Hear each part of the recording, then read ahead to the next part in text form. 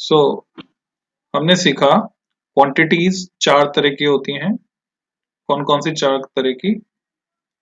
Pure ratio, जैसे कि refractive index, जिसको हम सिंबल म्यू से दिखाते हैं। और इसकी वैल्यू अगर मैं बात करूं ग्लास के लिए, for glass refractive index is 3/2। 3/2 का मतलब होता है डेढ़, डेढ़ का मतलब 1.5। फिर दूसरी तरह की क्वांटिटीज जिनको एक्सप्रेस करने के लिए हमको यूनिट लगानी पड़ती है साथ में, उनको हम कहते हैं स्केलर, स्केलर क्वांटिटीज।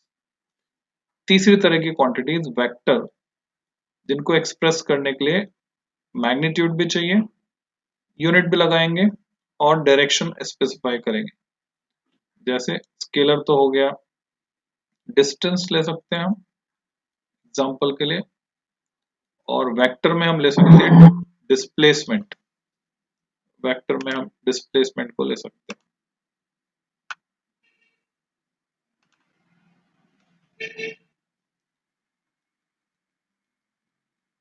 ये सब हम सीख चुके, जस्ट रीकैप है। और चौथी तरह की क्वांटिटीज टेंसर, जिनके बारे में हमको नहीं पढ़ना। दीज आर टेंसर्स, जिसमें एक से ज्यादा डायरेक्शंस होती हैं, उनको हम कहते हैं टेंसर्स। तो इसमें पर्टिकुलर वेक्टर्स के बारे में हमने पढ़ना शुरू किया था, और हमने देखा था कुछ इंपॉर्टेंट टाइप के वेक्टर्स को डिस्कस किया था। जैसे नल वेक्टर, नाम से भी पता चल रहा है ऐसा वेक्टर जिसका मैग्नीट्यूड 0 होगा, उसको हम पॉइंट से दिखाएंगे, इसमें कोई भी डायरेक्शन हो सकती है। यूनिट वेक्टर की बात हमने की थी। यूनिट वेक्टर जिसको हम कैप लगा के दिखाते हैं, टोपी पहनाकर। और स्टैंडर्ड बेस यूनिट वेक्टर्स की हमने बात की थी, आई cap along x axis, j cap along y axis and k cap along z axis। ये बेस यूनिट वेक्टर्स होते हैं। तो X Y Z coordinate system की बात भी हमने की थी। फिर मैंने एक नाम और लिया था, समझाया नहीं था, डिस्प्लेसमेंट वेक्टर। एक होता है पोजीशन वेक्टर। तो डिस्प्लेसमेंट वेक्टर, पोजीशन वेक्टर को हम आगे समझेंगे। जो किसी पॉइंट का डिस्प्लेसमेंट दिखाता है उसको बोलते हैं डिस्प्लेसमेंट वेक्टर, और जो किसी पॉइंट की पोजीशन दिखाता है उसको कहते हैं पोजीशन वेक्टर। तो ये हमने टाइप्स ऑफ वेक्टर्स डिस्कस किए थे, और उसके बाद लास्ट टर्न पे पढ़ना शुरू किया था वेक्टर एडिशन, वेक्टर्स को जोड़ना। तो जब हम वेक्टर्स को जोड़ते हैं तो जोड़ने के रूल्स अलग तरह से लगते हैं। ऑर्डिनरी अलजेब्रा में तो 1+1 हमेशा 2 होता है, पर वेक्टर अलजेब्रा में वेक्टर्स की अपनी अलग अलजेब्रा है, और वेक्टर अलजेब्रा में 1+1 0 से लेकर 2 के बीच कुछ भी हो सकता है। तो वेक्टर एडिशन में हमने सबसे पहले सीखा head to tail method last turn पे। जैसे इसका नाम है, हेड, हेड टू टेल, एक सर है एक पूंछ है। तो इस मेथड से हम कितने भी वेक्टर्स जोड़ सकते हैं। हेड टू टेल मेथड से हम कितने भी वेक्टर्स जोड़ सकते हैं, 1 2 3 4 5 एन वेक्टर्स हम इससे जोड़ सकते हैं। तरीका यही होता है कि किसी एक वेक्टर के सर पर, उसके हेड पर दूसरे वेक्टर की टेल रखनी होती है, और इस तरह से हम ज्वाइन करते चले जाते हैं। तो हेड टू टेल मेथड में पर्टिकुलर ज्योमेट्रिकल मेथड है ये। तो हेड टू टेल मेथड में पर्टिकुलर ट्रायंगल लॉ को हम और अच्छे से समझेंगे, उसका कन्वर्स सीखेंगे, उसका यूज सीखेंगे, और फिर उसको एक्सटेंड करेंगे पैरेललोग्राम लॉ के लिए, ट्रायंगल लॉ। साइमल्टेनियसली इसमें जहां जहां हमें ट्रिग्नोमेट्री की जरूरत पड़ेगी तो वो ट्रिग्नोमेट्री, बेसिक ट्रिग्नोमेट्री भी मैं सिखाऊंगा। ट्रायंगल लॉ, जिसको हम शॉर्ट में ऐसे भी लिख सकते हैं सिंबॉलिक फॉर्म में, ये ट्रायंगल का सिंबल, ट्रायंगल लॉ। तो तुम अपनी कॉपी खोल सकते हो बच्चों, और उसमें स्टेटमेंट लिख सकते हो जो मैं लिख रहा हूं यहाँ पर, क्योंकि इसका स्टेटमेंट जो है वो इम्पोर्टेंट है और हमारे काम आएगा, इससे एक अंडरस्टैंडिंग हमारी बनेगी। ट्राइंगल लॉ को अगर हम स्टेट करना चाहते हैं, क्वेश्चन कैसे पूछा जाता है आपसे, state triangle law of vector addition ऐसे पूछा जाता है। तो अगर हम ट्राइंगल लॉ को स्टेट करना चाहते हैं तो हम कह सकते हैं अकॉर्डिंग टू इट कह सकते हैं, इट स्टेट दैट, ऐसे कह सकते हैं। ये स्टार्टिंग लैंग्वेज होती है स्टेट करने के लिए। सो यहां से मैं शुरू कर रहा हूं। इफ वी कैन रिप्रेजेंट, दर्शा सकते हैं, दिखा सकते हैं, रिप्रेजेंट टू वेक्टर्स, दो वेक्टर्स को, टू वेक्टर्स विद, अगर तुम्हें याद आ रहा हो तो मैंने विद का शॉर्ट फॉर्म तुम्हें सिखाया था, तो कैसे बनाते हैं, सी बार, क्योंकि विद की स्पेलिंग में सी नहीं आता, और विच को बनाते हैं सी अंडरलाइन। तो अगली बार जब मैं विद लिखूंगा तो मैं सी बार लिखूंगा।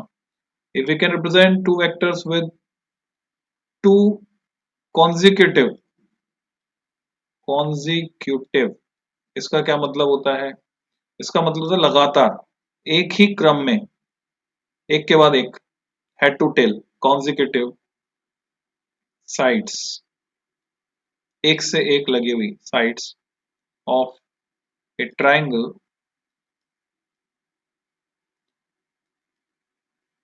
taken in same manner, triangle taken in same manner। एक वर्ड हम यूज कर सकते हैं मैनर, और दूसरा वर्ड हम यूज कर सकते हैं ओरिएंटेशन। वैसे मैनर का मीनिंग क्या होता है, आदत भी होता है ना, हैबिट, मैनर, तरीका किसी काम को करने का। सेम मैनर और ऑर्डर, ऑर्डर यानी क्रम। हाँ बोलो बेटा। हाँ वे, ऑर्डर यानी क्रम, और ओरिएंटेशन, ओरिएंटेशन कौन किधर घुमा हुआ है उसको बोलते हैं ओरिएंटेशन। देन, तब, एक होता है टी एच ए एन, एक होता है T H E N. T H A N जहां कंपैरिजन करते हैं वहां यूज करते हैं, टी एच ई एन तब।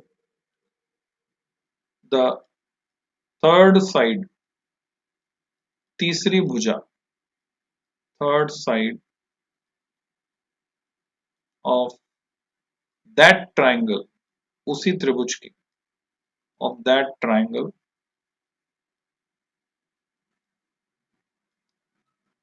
टेकन इन अपोजिट मैनर,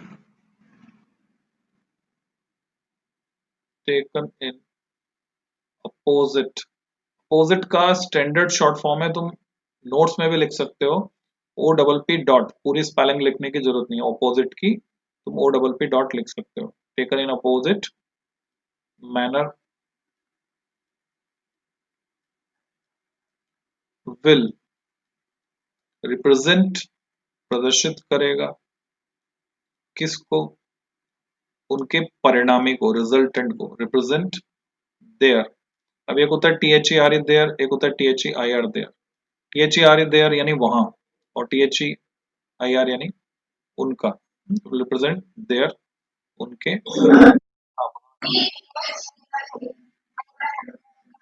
हाँ, उनका, रिजल्टेंट।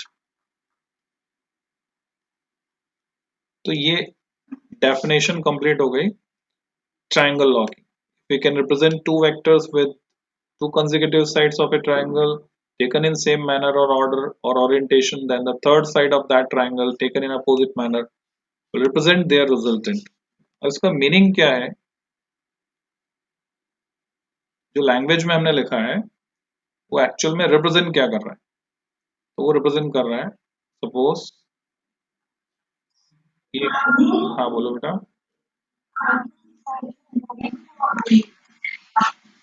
चेक करो तुम्हारा जो नेट कनेक्शन है। ओके,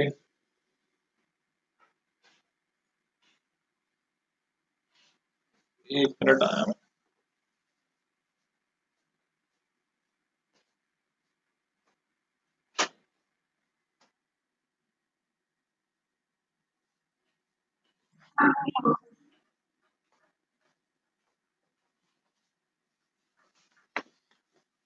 ओके, सो इसका मीनिंग ये है कि अगर ये है कोई वेक्टर ए, स्मॉल ए, और ट्रायंगल की सेकंड साइड अगर मैं इस तरह से रिप्रेजेंट कर सकता हूं, हेड टू टेल, एक के सर पर दूसरे की पूंछ रखी हुई है, and this is vector B. Vector क्यों बोला? क्योंकि इसमें मैग्नीट्यूड भी है और इसमें डायरेक्शन भी है। तो अगर मैं तीसरा वेक्टर जिससे ट्रायंगल की थर्ड साइड में कंप्लीट करने वाला हूं, उसको अगर मैं इस तरह से रिप्रेजेंट करूं कि हेड की तरफ हेड आ जाए और टेल की तरफ टेल, जिसको मैं दिखा रहा हूं वेक्टर सी, तो मैं ये कहूंगा सी जो है वो ए और बी के सम के बराबर है, यानी C equal to vector A plus vector B. तो अगर मैं ए में बी जोड़ूंगा तो मुझे मिलेगा सी, ऐसा मैं कह सकता हूं। तो सी को क्या बोलेंगे? Resultant of A and B. तो ट्रायंगल लॉ को हम इस तरह से एक्सप्लेन करते हैं। इसकी प्रैक्टिकल एप्लीकेशन क्या है उसको हम समझेंगे। जैसे तुमसे पूछते हैं एक क्वेश्चन,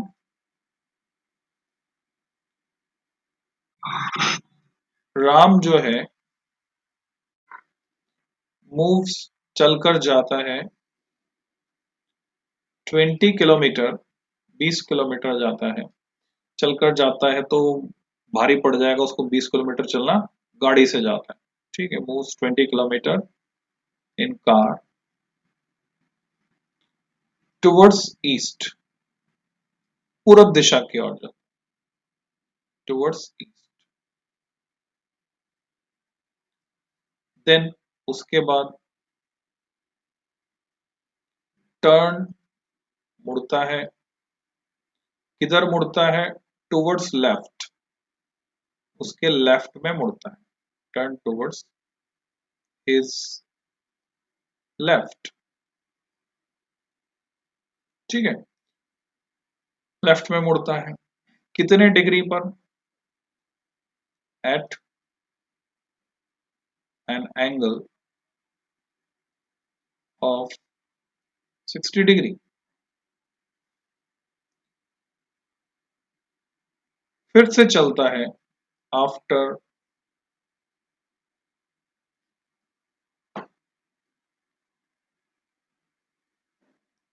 20 किलोमीटर, 20 किलोमीटर फिर से चलता है, एंड देन टर्न्स अगेन, दोबारा से मुड़ता है, टर्न अगेन। अब ये बताओ टर्न्स आएगा या T U R N turn आएगा? एस लगाऊं कि नहीं लगाऊं? What do you think? हाँ, क्योंकि राम क्या है? सिंगुलर, एक अकेला, तो यहाँ पे आएगा टर्न्स अगेन, ये अंग्रेजी है। Through angle, through same angle 60 degree, 60 degree से फिर घूम जाता है,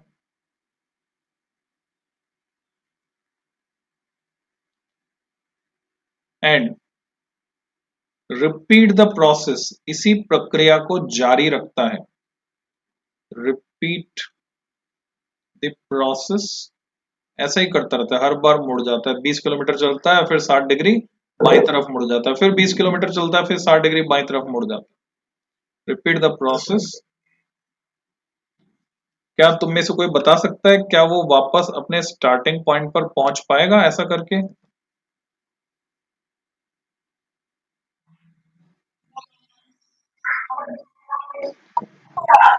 तो ऐसा वो 6 बार करता है बच्चों, 6 टाइम्स, 6 टाइम्स, 5 टाइम्स करता है, 5 बार मुड़ता है, repeat the process 5 times.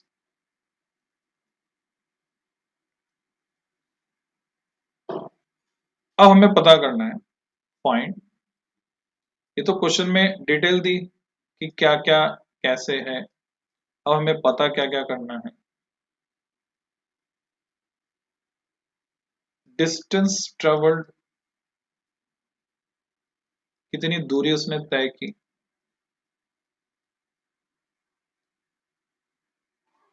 Bye Ram,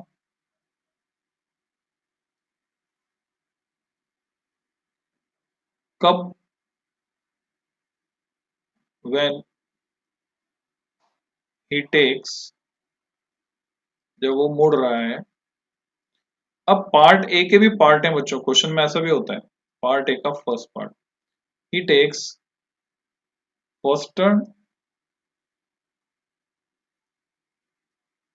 पहली बार मुड़ रहा है। देन इसका सेकंड पार्ट, दूसरी बार मुड़ रहा है, second turn.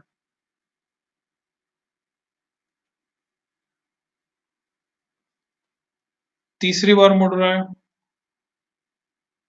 Third turn, and so on. कब तक? पांच, पांच बार मुड़ना है उसको। फोर्थ, तो मैं खाली छोड़ देता हूं। अंडरस्टूड है। हम समझ जाएंगे सिमेट्री से कि क्वेश्चन में क्या पूछा है। चौथे टर्न के बाद और फिर पांचवें टर्न के बाद। और बी पार्ट जो है इसका वो ये है, डिस्प्लेसमेंट। हमें अब पता करना है इसका displacement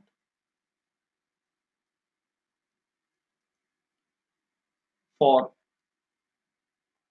all the above cases. यानी एक दो तीन चार पांच, इसमें जो केस हमने डिस्टेंस के लिए लिए, सेम केसेस हमें डिस्प्लेसमेंट के लिए भी लेने हैं। तो हमें डिस्प्लेसमेंट पता करना। अब अंतर क्या है डिस्टेंस और डिस्प्लेसमेंट में? वही जो एक स्केलर और वेक्टर में होता है। Distance is scalar quantity and displacement is vector quantity. Displacement में डायरेक्शन भी आएगी, जबकि डिस्टेंस में डायरेक्शन नहीं आएगी। तो अब पहले तो ये बताओ किस किस को क्वेश्चन में क्या क्या बात समझ में नहीं आई, वो पूछो। फिर क्वेश्चन कैसे करना है वो मैं समझाऊंगा। क्या तुम लोगों को ये सवाल समझ में आया? हाँ पूछो।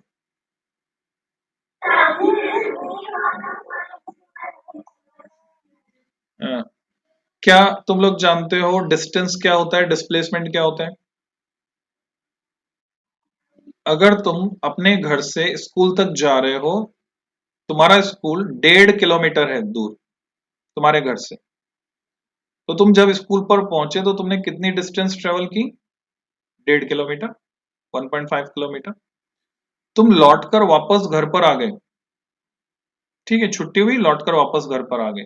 अब कितनी डिस्टेंस तुम टोटल कवर कर चुके हो? 1.5 किलोमीटर जाना, 1.5 किलोमीटर आना। कितनी डिस्टेंस हुई टोटल? 3 किलोमीटर। डेढ़ और डेढ़ कितना होता है? 3।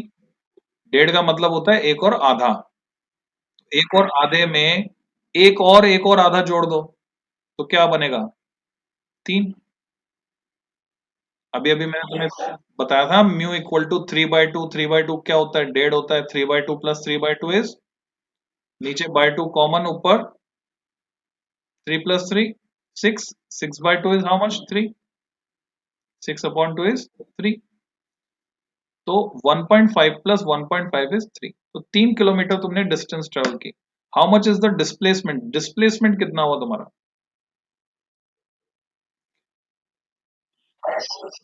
हाँ बोलो बेटा।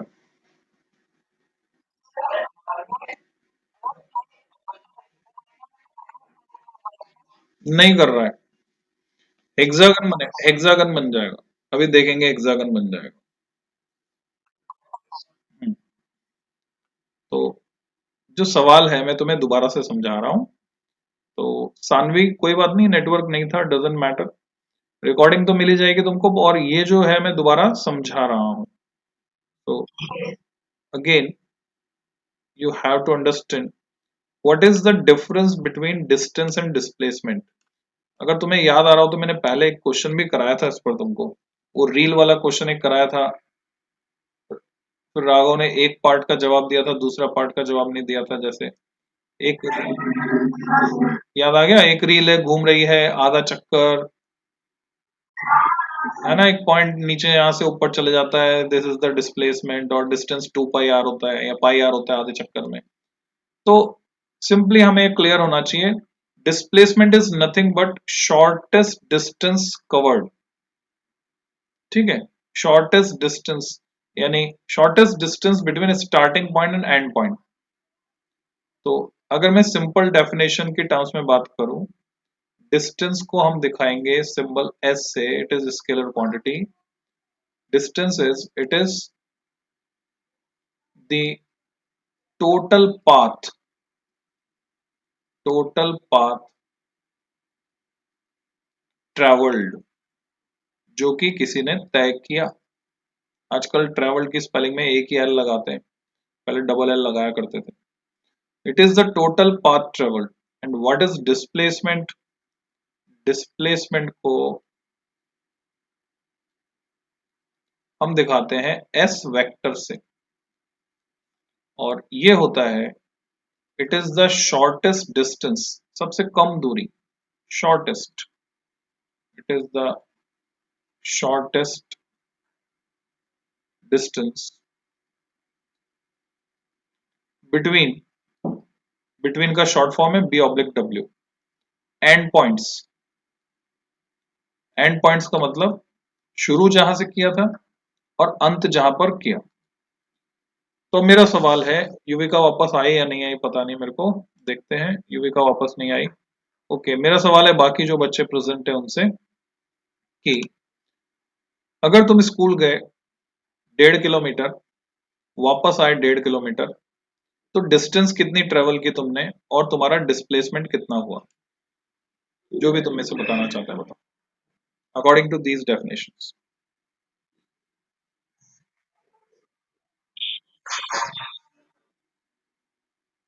कौन बताएगा? ये है तुम्हारा घर, होम स्वीट होम, ये है तुम्हारा स्कूल, प्यारा प्यारा स्कूल जिसको तुम बहुत मिस कर रहे हो। यहां से, घर से स्कूल की दूरी 1.5 किलोमीटर, 1.5 किलोमीटर मतलब 1.5 किलोमीटर, छोटा के, किलो का के, प्रीफिक्स, मीटर यूनिट। हाँ बोलो बेटा।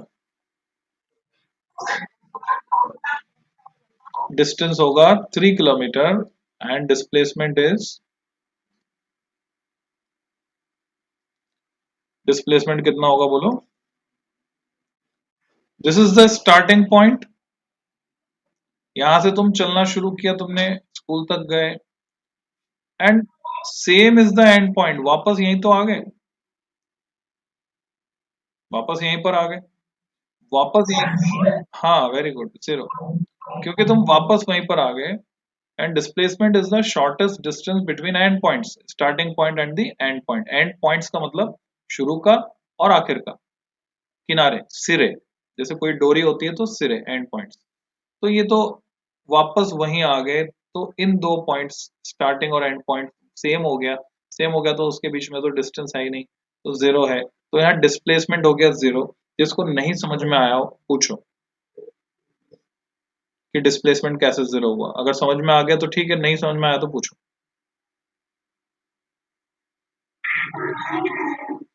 हाँ, अब तुम्हें तुम्हें बताना है क्या नहीं आया, you have to tell me, क्या चीज नहीं आया डिस्प्लेसमेंट की डेफ। हाँ बोलो बेटा। हाँ बोलो।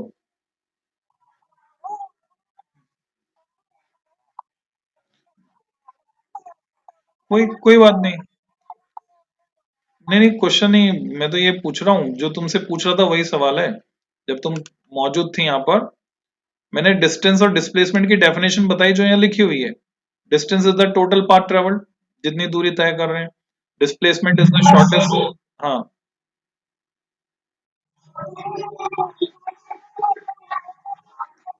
हाँ बेटा, it is the shortest distance between and points. ठीक है, तो वो डिस्प्लेसमेंट है स्टार्टिंग पॉइंट और एंड पॉइंट के बीच की सबसे कम दूरी, छोटी दूरी, छोटी से छोटी दूरी, शॉर्टेस्ट। ये तुम्हारा घर है, ये स्कूल है, तुम घर से स्कूल गए, डिस्टेंस ट्रेवल की तुमने 1.5 किलोमीटर। अब स्कूल से वापस घर आ गए तो 1.5 किलोमीटर और ऐड हो गया टोटल पाथ। तो 1.5 और 1.5 3 kilometre, distance S is 3 kilometre. पर जब मैं डिस्प्लेसमेंट की बात करूं, घर से स्कूल गए तो डिस्प्लेसमेंट भी 1.5 किलोमीटर था, पर जब स्कूल से वापस घर आ गए तो एंड पॉइंट और starting point both are same, so displacement become 0। क्या समझ में आया? ओके, अब हम चलते हैं बच्चों इस सवाल। हियर इज द क्वेश्चन, दोबारा से पढ़ देता हूं फिर मैं इसको सॉल्व करता हूं। इमेजिन करो एक जना है, मान लो बड़ा खुला मैदान है, बहुत बड़ा। 20 किलोमीटर को हम क्या करते हैं, 20 मीटर कर देते हैं। उससे क्या है, थोड़ा सा आसान हो जाएगा समझने में, इमेजिन करने में। 20 किलोमीटर तो बहुत ज्यादा हो जाएगा, इतना बड़ा नहीं लेकर हम छोटा ले लेते हैं, 20 मीटर ले लेते हैं। ठीक है, तो राम चलता है 20 मीटर, और तुम चाहो तो और भी छोटा मान सकते हो, 20 सेंटीमीटर भी ले सकते हो। तो ये तुम पेपर पे ड्रॉ कर पाओगे अगर 20 सेंटीमीटर लोगे तो, यानी ज्योमेट्रिकली कर सकते हो तुम। स्केल भी अज्यूम कर सकते हो, 1 मीटर इक्वल टू 1 सेंटीमीटर, और फिर या 1 मीटर इक्वल टू आधा सेंटीमीटर ले सकते हो, तो 10 सेंटीमीटर में ही काम चल जाएगा। तो राम मूव्स 20 मीटर, 20 मीटर जाता है। कार में अब जाने की जरूरत नहीं, 20 मीटर तो पैदल भी जा सकता है, कार से उतार लेते हैं उसको। तो राम जाता है 20 मीटर टुवर्ड्स ईस्ट, फिर मुड़ता है उसके लेफ्ट में 60 डिग्री एंगल पर, 60 डिग्री से टर्न लेता है, और फिर 20 मीटर जाता है और फिर टर्न लेता है 60 डिग्री से, ये किलोमीटर हटा दिया। और ऐसा वो तब तक करता रहता है, कैसे, कितनी बार करता है, 5 बार, जब तक नहीं मुड़ जाता। कुल मिलाकर 5 टर्न्स वो लेता है। तो हमें डिस्टेंस ट्रेवल निकालनी है और डिस्प्लेसमेंट निकालना है। कब? जब वो पहली बार टर्न ले रहा है, जब दूसरी बार टर्न ले रहा है, जब तीसरी बार, यानी पहले टर्न पर, दूसरे पे, तीसरे पे, चौथे पे, ऐसे 5वें तक। तो सबसे पहले सिचुएशन को तुम्हें समझना होगा, सिचुएशन क्या है। सबसे पहले हम बनाते हैं डायरेक्शंस को। तो तुम जानते हो इधर कौन सी डायरेक्शन लेते हैं हम, ईस्ट। ऊपर कौन सी लेते हैं, पेपर पर जब दिखाते हैं तो नॉर्थ। तो राम किधर जा रहा है, suppose this is the starting point for Ram. Point A से वो चलना शुरू करते हैं, और मान लेते हैं हम स्केल, एक खाना जो है ये 1 सेंटीमीटर के बराबर है, यानी 1 ब्लॉक या 1 बॉक्स इक्वल टू 10 मीटर, ये स्केल लिया मैंने। तो एक बॉक्स जो तुम्हें चेक दिख रहा है, इसमें चेक मार्क्स, चेक्स डिजाइन दिख रही है, तो एक बॉक्स 10 मीटर है। तो राम कितना जा रहा है, 20 मीटर जा रहा है। किधर जा रहा है, ईस्ट की तरफ जा रहा है। तो राम चल कर गया 2 बॉक्स यानी 20 मीटर टुवर्ड्स ईस्ट। बोलो यहां तक कोई बात जो तुम्हें समझ में नहीं आई हो? Is it clear till now और नॉट? जवाब दो, फिर आगे पढ़ते हैं।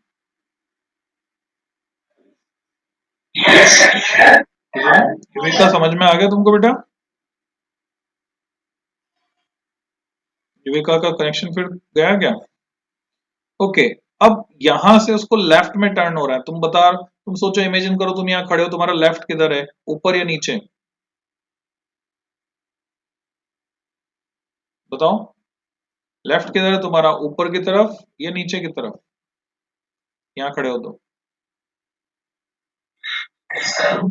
हाँ, तो लेफ्ट में मुड़ रहा है, कितने एंगल पर, 60 डिग्री से बैंड कर रहा है।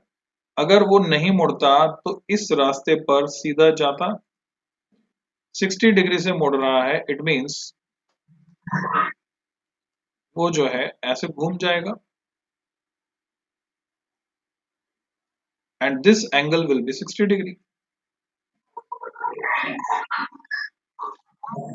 और कितना जाएगा वही, तो स्केल से नाप के हम इसको कितना लेंगे, 2 बॉक्स के बराबर। एक बॉक्स क्या, 1 सेंटीमीटर का मान लो, तो मैं 2 सेंटीमीटर लंबी लाइन खींचूंगा ऐसे। अच्छा, अब 20 मीटर चल चुका है वो, ये 20 मीटर, फिर ये और 20 मीटर चल चुका है। ये तो हुआ पहला टर्न उसका, this is first turn. T लिख देता हूँ ना, 1t यानी पहला टर्न। अब यहाँ दूसरा टर्न लेने की बारी आ गई। अगर वो सीधा चलता रहता तो सीधा जाता ऐसे, पर वो सीधा नहीं जा रहा है, 60 डिग्री एंगल से घूम जाता है, मुड़ जाता है टुवर्ड्स हिज लेफ्ट, अपनी बाई तरफ, टुवर्ड्स हिज लेफ्ट। तो वो किधर जाएगा? ऐसे जाएगा 20 मीटर, कितने एंगल पर? 60 डिग्री एंगल पर। मतलब ऐसे कुछ डायग्राम बनेगा, 60 डिग्री एंगल से लेफ्ट में मुड़ जाएगा, फिर ये फिर से टर्न लेगा। ये डायग्राम परफेक्ट नहीं बन रहा मेरा, मैं अभी कोशिश करता हूँ उसको सही बनाने की। दोबारा ये रफ है मान लो। अब अगर सीधा जाता रहता तो वो ऐसे जाता, फिर वो 60 डिग्री बैंड होगा, मुड़ेगा टुवर्ड्स लेफ्ट, फिर से चलेगा 20 मीटर, फिर 60 डिग्री टुवर्ड्स लेफ्ट, यानी इससे 60 डिग्री टुवर्ड्स लेफ्ट, और फिर 20 मीटर चलने के बाद अगेन 60 डिग्री टुवर्ड्स लेफ्ट। तो कितने टर्न हुए? 1t, 2t, 3t, 4t, 5t। कुल मिलाकर 5 टर्न लेने के बाद वो वापस स्टार्ट। हाँ बिल्कुल, ये बनेगा रेगुलर हेक्सागन। मैंने डायग्राम परफेक्ट नहीं बनाया। It will become regular hexagon. और रेगुलर हेक्सागन बनने के बाद तुमको क्या करना है, मैं बस क्लास एंड करने जा रहा हूँ, ये तुम्हारे लिए छोड़ रहा हूँ सवाल। तुम्हें डिस्टेंस निकालनी है। जब पहला टर्न वो ले रहा है तो 20 मीटर दूर आ चुका है, डिस्प्लेसमेंट भी 20 मीटर है। जब वो दूसरा टर्न ले रहा है, ये मैं तुम्हें सिखाऊंगा हाउ टू फाइंड दिस। ये डिस्प्लेसमेंट होगा, जबकि डिस्टेंस क्या हुई? 20 प्लस 20 40। तीसरा टर्न ले रहा है तो डिस्टेंस हुई 20 प्लस 20 प्लस 20 यानी 60, पर डिस्प्लेसमेंट होगा ये, जो कैलकुलेट करना मैं तुम्हें सिखाऊंगा। जब चौथा टर्न लेगा तो डिस्टेंस में 20 और जुड़ जाएंगे। तो थोड़ा सा दिमाग लगाना बच्चों, और अपने आप से इसको करने की कोशिश करना। क्वेश्चन तुमने लिख लिया होगा, हिंट के लिए रिकॉर्डिंग वापस तुम देख सकते हो। So just try this question. तो हम मिलते हैं फिर नेक्स्ट टर्न पे, यानी ट्यूसडे को। तब तक का समय है तुम्हारे पास, बहुत आराम से सवाल ये कर सकते हो। हाँ, क्या पूछना है बोलो बरी?